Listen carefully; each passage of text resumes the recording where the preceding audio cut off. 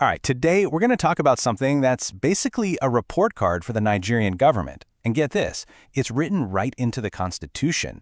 But there's a really interesting twist to it. Let's dive in. I mean, think about it.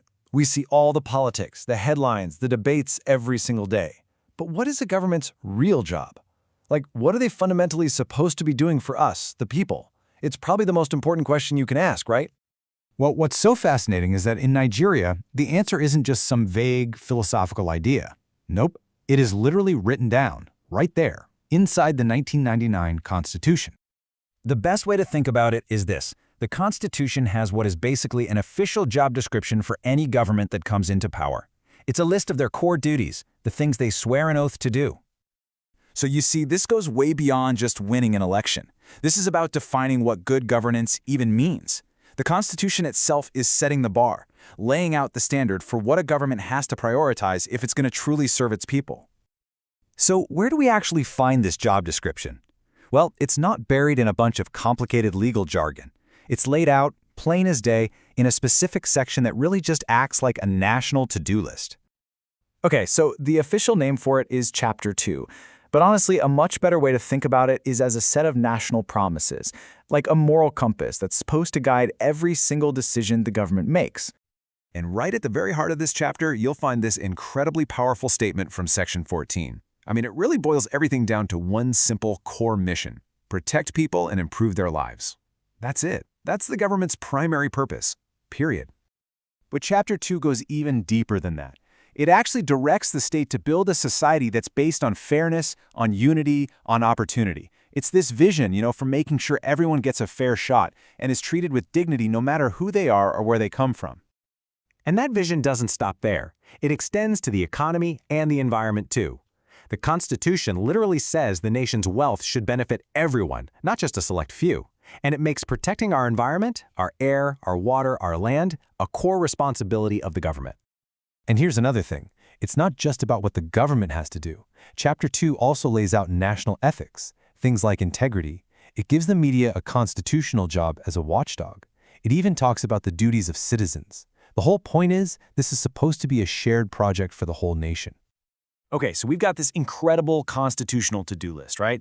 Sounds amazing, but here comes the big catch. This is the twist that makes Chapter 2 so controversial and honestly so misunderstood. You can't actually take the government to court for failing to do most of these things. Let me break down the difference for you. Chapter 4 of the Constitution, that covers your fundamental human rights, like freedom of speech. If someone violates those, you can sue. It's like a lawsuit engine. Chapter 2, on the other hand, is different. It's more like that constitutional compass we talked about. It points the government in the right direction, but it doesn't give you the legal power to sue them if they wander off course. So the official legal term for this is non-justiciable. It's a bit of a mouthful, but all it really means is that even though these goals are in the Constitution, you can't use them as the direct reason for a lawsuit. So, for example, you can't just walk into a courtroom and sue the government because you feel educational opportunities aren't good enough. It's not an enforceable right in that direct, legal way. And that, of course, leads to the obvious question, right? If you can't sue the government over it, then what's the point? Is it all just a bunch of empty promises? Is it totally useless? Well, no, absolutely not. See, the power of Chapter 2 isn't meant to be found in a courtroom. Its real power is in its role as that compass, always there, guiding the ship of state. Let me show you what I mean. So here's how that compass actually works in practice. 1, it shapes laws. Lawmakers are supposed to use it as their guide when they're writing new legislation. 2, it guides budgets and policy. The executive branch should be building their spending plans around these priorities. 3, it fuels public debate. It gives all of us, the citizens, the constitutional language we need to demand better. And finally, 4, it binds officials through their oath of office. Every public servant literally swears an oath to uphold these very principles.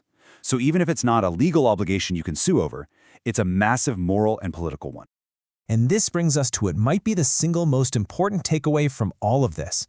If this chapter isn't really a tool for lawyers, then who is it for? It's for you. It's for us. It's a report card for every single citizen. That is the real power of Chapter 2. It wasn't designed for the courtroom. It was designed for the public square, for town hall meetings, for the op-ed pages, and, most importantly, for the ballot box. It is the ultimate tool for holding our leaders accountable. So I want you to think of this chapter as your personal checklist. From now on, every time you see a new government policy or a new budget, you can pull out this checklist and ask these simple questions straight from the Constitution. Is this improving our security and our welfare? Is it actually promoting national unity? Is it doing enough to protect the environment? This is your constitutional yardstick for judging their performance. So that leaves us with one final big question to think about. Now that you have this constitutional report card in your hands, this tool that was literally designed for citizens to grade their government's performance, what grade would you give Nigeria's leaders today?